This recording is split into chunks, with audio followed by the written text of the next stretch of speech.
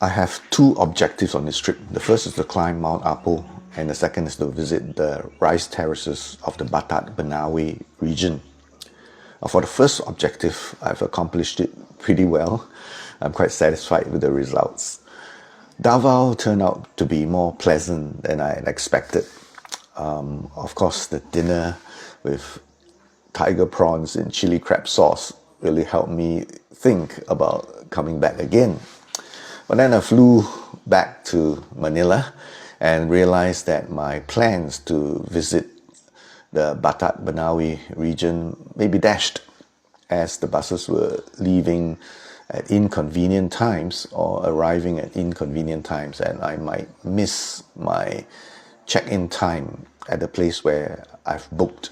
You see, they had a check-in time limit of 4 p.m. If you come later than that, they consider it a no-show.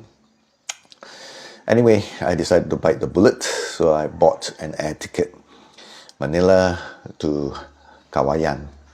So Kawayan is the town which is nearest to Batad over here. So after arriving at Kawayan, I decided to take a taxi, very expensive taxi from Kawayan to Batad. Negotiate with the driver a bit. It was a very expensive taxi, almost, in fact, over $200, more than $200. It would take me over 4 hours, more than 200 kilometers, almost 300 kilometers over 4 hours. Very long ride. And from the start, I told the driver that I didn't have enough money to pay him, so I need to go to the ATM. Strangely, he did not let me go to the ATM at the airport, nor did he go through the town of Kawayan and then allowed me to draw at the banks there. He identified himself as a former police officer, showing me his pass as a retired police officer, and told me that, be assured, he's okay. Then we drove for almost 3 hours, and we arrived at Ifugao province, this town in the mountains. It's called Mayoyao. So Mayoyao town, he said, okay, you can draw your money here. And then I realized that there's no ATM at Mayoyao. You mean the driver didn't know that? So he told me, in order to get to the ATM, we had to go to a place called Banawe, right? Banawe, and not to Batad. There's a straight road to Batad. There's a turn off to Batad when you're going to Banawe. So instead of turning off and going to Batad, you have to go to Banawe first and then to Batad. And he said, for that, he'll have to charge me more. Aha. Guess how much? He's going to charge me double for that. That's crazy. And didn't he know that there's no ATM at Mayoyao? I was a bit curious. And so I argued with him, why am I paying for your mistake? You should have let me draw money from the airport. So after a lot of argument, I said, okay, never mind. Let's go to Banawe first, where there is an ATM. An ATM. There's only one ATM. Banawe is a bustling town with bus terminals and, with traffic, with heavy traffic, with markets, shops, restaurants, and so forth. So it's quite a big town.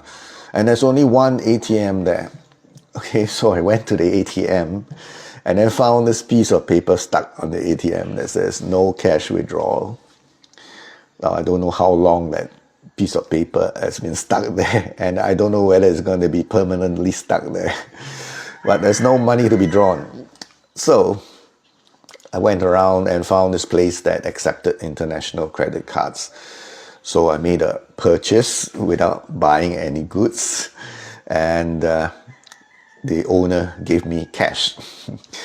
So with that, I was able to pay the driver, but I was only going to pay him the agreed amount at the airport. I told him, you don't have to send me to the final destination. We'll just stop here.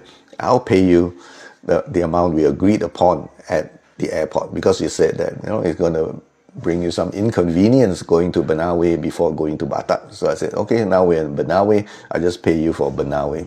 So I just paid him the amount agreed at the airport. And then I took a tricycle going up to Batad. All right, now for this place. The red flags didn't actually come up, even though I noticed that they have a very weird check-in policy. They come after 4 p.m., they consider it a no-show. So I came in at about 4 plus. Before that, I kept messaging them, please hold the room for me, I'm coming up now. Luckily, they didn't consider it a no-show. So after checking in again, I checked out all those things and found the water heater rather dodgy, and had a hard time trying to get it to work. And also, I'm okay with the dripping taps and all that, but the toilet seat has no cover. You sit directly on the porcelain. It's horrible. Okay, then I ordered dinner at about 5 p.m. and guess what time it came? Almost 6:30. So after a 1.5 hour wait, dinner arrived, and it was just a piece of fried chicken, a fried egg, and some rice and a bit of vegetables, all like zap cai peng. And it took them like 1.5 hours. That was crazy. And the worst thing is it's tasteless, completely tasteless. To get into this place, you actually have to pay a 50 peso entrance fee before coming in to this guest house or this family-run homestay. I must say that the view from the balcony outside is very nice, but some of the inconveniences from this very unprofessionally run place really puts me off. Checkout time, the usual checkout time is of course 12 p.m. but for this place it's 10 a.m. You're going to check out by 10 a.m. The owner here offered to get me a guide to go on a walk around the rice terraces this morning, but no, I'm not going to do that. I'm going to check out before 10 a.m. get out of this place. There is no Wi-Fi. Yes, there's no Wi-Fi, and there is no mobile signal. You can't even use your own SIM card. There's no mobile signal, no Wi-Fi. You have to pay for the Wi-Fi. Now, I can survive without the internet. The thing is, sometimes we need to get notifications from the airlines and all that. So some connection would be helpful. Still, you got to pay for it. No, I'm not going to pay for it. I'm going to get out early from this place. I might go on a tricycle tour. The tricycle driver who brought me up here yesterday looked pretty decent. And the best part is, of course, he didn't boast about being a former police officer.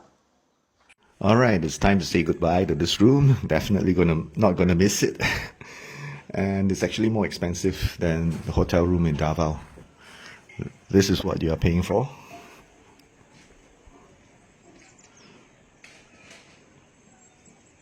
It's just a not so crowded version of Bali, and Bali has so much better service. I don't know how on earth this place ever got all the 5-star reviews. I'm definitely going to give it a 1 star.